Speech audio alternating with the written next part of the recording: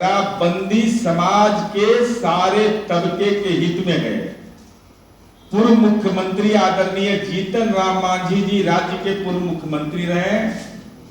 उनके सवाल से ही हम सवाल निकाल कर कह रहे हैं कि आदरणीय जीतन राम मांझी जी, शराब पीने से प्रोटीन, कैल्शियम, सोडियम कौन कौन सा बेहतर होता है, कृपा करके इसकी जानकारी दे दीजिए। टोल फ्री नंबर जारी है, टोल फ्री नंबर पर जारी करिए। यहाँ नहीं, देश में कहीं भी पीते हुए पाए जाइएगा सरकारी पदाधिकारी हो तो कार्रवाई होगी आप पर।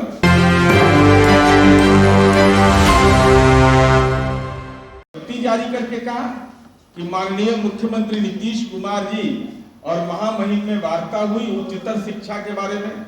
अब माननीय सम्राट चौधरी जी प्रतिक्रिया दे रहे हैं इस पर, बताइए तो भाई, आप पढ़े हैं?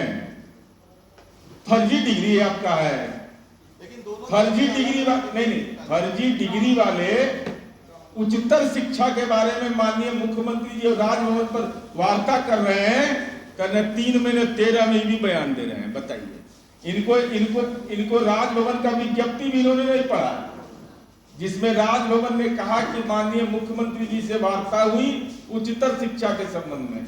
कहीं कोई विवाद नहीं, और संवैधानिक पदों पर बैठे हुए व्यक्ति का सम्मान करना, संवैधानिक संस्थाओं का सम्मान करना माननीय नीतीश कुमार जी की 18 वर्ष की कार्यशैली है। न विधायिका में टकराव, न न्यायपालिका में टकराव, न किसी भी संस्था से टकराव माननीय नीतीश कुमार जी का हुआ है। जिनका टकराव होता है ना, वही प्रवचन देते हैं। है यह केंद्र की सरकार कि दैवीय आपदा मानता है इसको, तब महामृत्युंजय का जाप कराओगे नहीं, धार्मिक अनुष्ठान कराओगे नहीं, और बिहार और बंगाल में सर्वाधिक मौतें हो रही हैं। जो गरीब लोग हैं उनकी मौत हो रही है।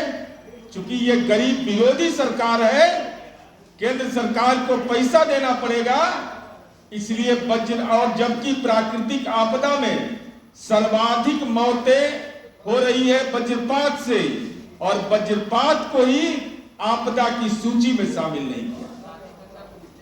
तो हिम्मत करके बोले कि राष्ट्रीय आपदा की सूची में ये शामिल होना चाहिए। राज्य सरकार तो लगातार अनुरोध कर रही है, लेकिन मोदी शाह की सरकार पर के कान पर जूं नहीं रेंग रहा है। यही हमको अपने विषयगत संदर्भ कहने थे कि एनसीआरबी का रिपोर्ट क्यों नहीं जारी कर रहे हैं? कोरोना हो गया है, क्यों नहीं जारी हो रहा है? रिपोर्ट लेट हो रहा है जारी होने में। ये तो ऐसी सरकार है केंद्र में बैठी हुई जिसकी विहित जिम्मेदारी है एनसीआरबी की रिपोर्ट जारी करना, वह भी जारी नहीं करता। इसे उन्माद फैलाने का उन पर भी आरोप है, उन पर भी है। उनके एफिडेविट को जरा ठीक से कहिएगा, पढ़ लीजिएगा अपने एफिडेविट को। सामाजिक उन्माद फैलाने का आरोप केंद्रीय गृह राज्य मंत्री पर 1368 में, 1803 में, और उसका ऊपरी हिस्सा टूट गया। यह गरीब विरोधी सरकार है केंद्र की सरकार। 86% लोग गांव में रहते हैं, और गांव में कौन लोग इसके शिकार होते हैं? जो भूमिहीन मजदूर है, किसान है, चरवाहा है, समाज से जो लोग आते हैं वही वज्रपात के शिकार हो जाते हैं। तो आप प्राकृतिक आपदा में इसको क्यों नहीं मानते?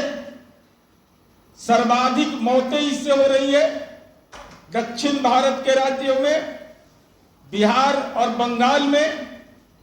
तो क्या राजनीतिक कारणों से आप इसको प्राकृतिक आपदा में नहीं मानते हैं? केवल 2022 में 2183 लोगों की मौत हुई। आदरणीय मुख्यमंत्री नीतीश कुमार जी ने राज्य के मुख्यमंत्री सहायता कोष से 4 लाख रुपए की सहायता उस पीड़ित परिवार को देते हैं, लेकिन आदरणीय नरेंद्र मोदी की सरकार 1 रुपया भी नहीं देती है। वज्रपात से जो मौत होता है ये दैवीय मौत है। भगवान के द्वारा दिया गया मौत है।